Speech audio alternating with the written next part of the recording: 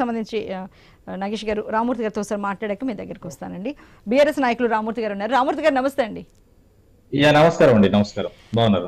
బాగున్నామండి. అయితే ఇంతకీ మరి ఆరూరి రమేష్ గారి కోసం ఇంతగా కుస్తీ పడాల్సిన అవసరం ఏమొచ్చిందండి? అంటే వరంగల్లో మీకు అంతటి అభ్యర్థి దొరకరన్నా, లేకపోతే పార్టీ నుంచి ఇలా అందరూ నాయకులందరూ చేజారిపోతూ ఉంటే ఇప్పుడు అసెంబ్లీ ఎన్నికల తర్వాత ఈ ఓటమి తర్వాత పార్టీ పలచనైపోయింది, బలహీన పడింది అని ప్రజలు అలాంటి అభిప్రాయం కలగకుండా ఉండడానికి, నాయకులు ఎవరు వెళ్ళిపోకుండా చూడడానికి చేసిన ఈ హైడ్రామా అనుకోవచ్చా దీన్ని?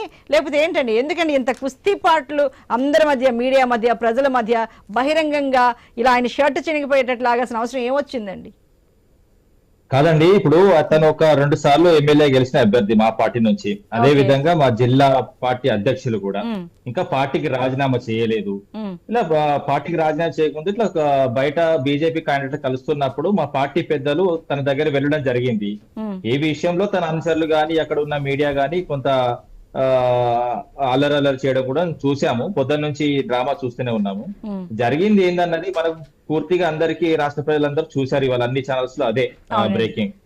ఏంటంటే అక్కడ ఆయన వ్యక్తిగత కారణాల వల్ల గానీ, రాజకీయ అంశాల దృష్టి వల్ల గానీ ఆయన పార్టీ మారడా అని ఒక నిర్ణయం మీదకైతే అతను ఒక అడుగు ముందుకేసినట్టయితే కనబడ్డది. కానీ ఆ తర్వాత ఏం జరిగింది ఏందన్నది ఆయన అంతర్గతంగా ఏం ఆలోచించుకున్నాడు అన్నది ఇప్పుడు సీఎం దగ్గరికి, ఏదైతే మాజీ ముఖ్యమంత్రి వర్యులు కేసీఆర్ దగ్గర కూడా వెళ్ళడం జరిగింది. అక్కడ వెళ్ళిన తర్వాత కూడా తాను కూడా ఒక స్టేట్మెంట్ ఇవ్వడం జరిగింది. నేను ఏదైతే ప్రెస్ మీట్ ఉందో అది పార్టీ మారడం విషయం కాదు, ఇంకా వేరే విషయాలు మాట్లాడతా అని నేను ప్రెస్ మీట్ పెట్టడం జరిగింది అని చెప్పారు. కానీ దాని తర్వాత ఏం జరిగింది, ఇప్పుడు ఆ లోపలికి వెళ్ళిన తర్వాత అక్కడ జరిగిన మా ఉమ్మడి జిల్లా సమావేశం కూడా నేను కొంత మీకు సమాచారం ఇస్తాను. ఎందుకంటే ఉమ్మడి జిల్లా నాయకులను అందరినీ పిలిపించి వరంగల్ పార్లమెంటు స్థానం విషయం, అభ్యర్థిని ప్రకటించే విషయంలో గౌరవ కేసీఆర్ గారు అందరి అభిప్రాయాలు తీసుకోవడం జరిగింది.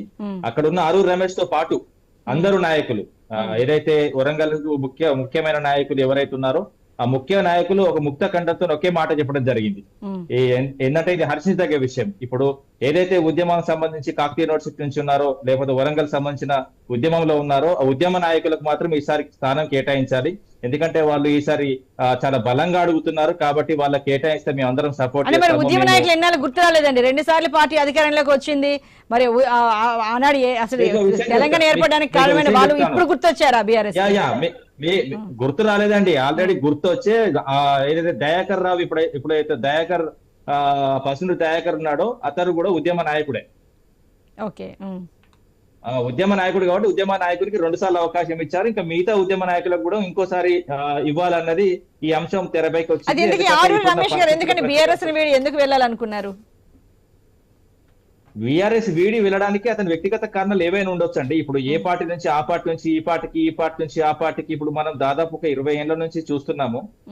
మనకు తెలిసిన రాజకీయాలు ఇవన్నీ రాజ్యాంగంలో ఏ పార్టీ నుంచి అయినా వెళ్ళొచ్చు అన్నది వాళ్ళకు ఉన్నది కాబట్టి వాళ్ళ నిర్ణయాలు వాళ్ళు తీసుకుంటున్నారు.